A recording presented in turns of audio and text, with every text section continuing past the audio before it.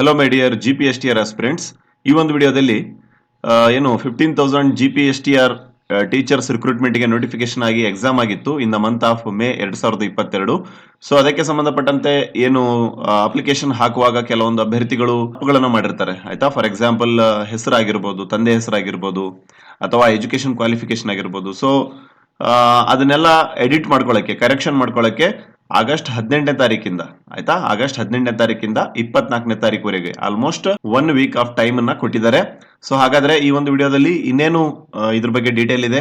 Gpstr application ಹಾಕುವಾಗ suppose ನೀವು ಒಂದ್ ವೇಳೆ ಏನಾದ್ರೂ ಮಿಸ್ಟೇಕ್ಸ್ ಗಳನ್ನ ಮಾಡಿದ್ರೆ ಯಾವ ತರ ಅದನ್ನ ಕರೆಕ್ಷನ್ ಮಾಡ್ಕೋಬೇಕು ಅಂಡ್ ಎಲ್ಲಿ ನಿಮ್ಮ ಒಂದು ಕರೆಕ್ಷನ್ ಆಗಿರುವಂತಹ ಅರ್ಜಿಯನ್ನ ಸಲ್ಲಿಸಬೇಕು ಅನ್ನೋದನ್ನ ಈ ಒಂದು ವಿಡಿಯೋದಲ್ಲಿ ನಾವು ನೋಡೋಣ.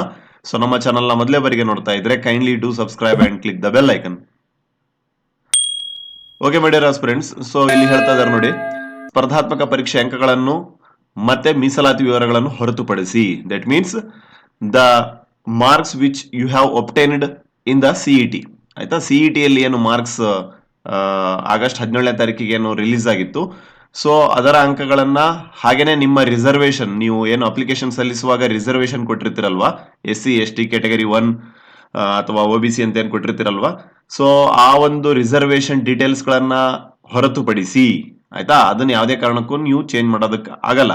ಬಟ್ ಯಾವ್ಯಾವುದನ್ನ ನೀವು ಕರೆಕ್ಷನ್ ಮಾಡ್ಕೋಬಹುದು ಅನ್ನೋದನ್ನ ನೋಡೋದಾದ್ರೆ ನೋಡಿ, ನೀವು ಅರ್ಜಿಯಲ್ಲಿ ವೈಯಕ್ತಿಕ ವಿವರಗಳಾಗಿರುವಂತಹ ನಿಮ್ಮ ಹೆಸರಲ್ಲಿ ಏನಾದರೂ ಸ್ಪೆಲ್ಲಿಂಗ್ ಮಿಸ್ಟೇಕ್ ಆಗಿದ್ರೆ, ಅಥವಾ ನಿಮ್ಮ ತಂದೆ ಅಥವಾ ತಾಯಿಯ ಹೆಸರಲ್ಲಿ ಏನಾದರೂ ಮಿಸ್ಟೇಕ್ಸ್ ಗಳಾಗಿದ್ರೆ, ಹಾಗೇನೆ ಜನ್ಮ ದಿನಾಂಕದಲ್ಲಿ ಏನಾದರೂ ಮಿಸ್ಟೇಕ್ಸ್ ಗಳಾಗಿದ್ರೆ ಆಯ್ತಾ, ಜನ್ಮ ದಿನಾಂಕ date of birth, as well as ನಿಮ್ಮ ಗ್ರಾಜುಯೇಷನ್ ಪದವಿ ಆಗಿರ್ಬೋದು, ಅಥವಾ B.Ed D.Ed ಆಗಿರ್ಬೋದು, ಅಥವಾ ಟೆಟ್ ಮಾರ್ಕ್ಸ್ ಆಗಿರ್ಬೋದು ಆಯ್ತಾ. ಈ ಎಲ್ಲ ಮಾರ್ಕ್ಸ್ ಗಳಲ್ಲಿ ಏನಾದ್ರೂ ನೀವು ತಪ್ಪುಗಳು ಮಾಡಿದ್ರೆ, ಲೈಕ್ ರಿಜಿಸ್ಟ್ರೇಷನ್ ನಂಬರ್ ಆಗಿರ್ಬೋದು, ಪಾಸ್ ಆಗಿರುವಂತ ದಿನಾಂಕ ಆಗಿರ್ಬೋದು ಆಯ್ತಾ, ಅಥವಾ ನಿಮ್ಮ ಹೆಸರಲ್ಲಿ ಅಥವಾ ನಿಮ್ಮ ಪೇರೆಂಟ್ಸ್ ಹೆಸರಲ್ಲಿ ಸ್ಪೆಲ್ಲಿಂಗ್ ಮಿಸ್ಟೇಕ್ಸ್ ಗಳು ಆಗಿರ್ಬೋದು. ಸೊ ಇವೆಲ್ಲವನ್ನ ಏನು ದಾಖಲಾತಿಗಳನ್ನ ಏನು ನೀವು ಕೊಟ್ಟಿರ್ತೀರಲ್ವಾ, ಸೊ ಅದರಲ್ಲಿ ತಪ್ಪಾಗಿದ್ರೆ ತಿದ್ಕೊಳ್ಳೋದಿಕ್ಕೆ ಆಯ್ತಾ ಆಗಸ್ಟ್ 18ರಿಂದ 24ರವರೆಗೆ ನಿಮಗೆ ಅವಕಾಶವನ್ನ ಕಲ್ಪಿಸಲಾಗಿದೆ.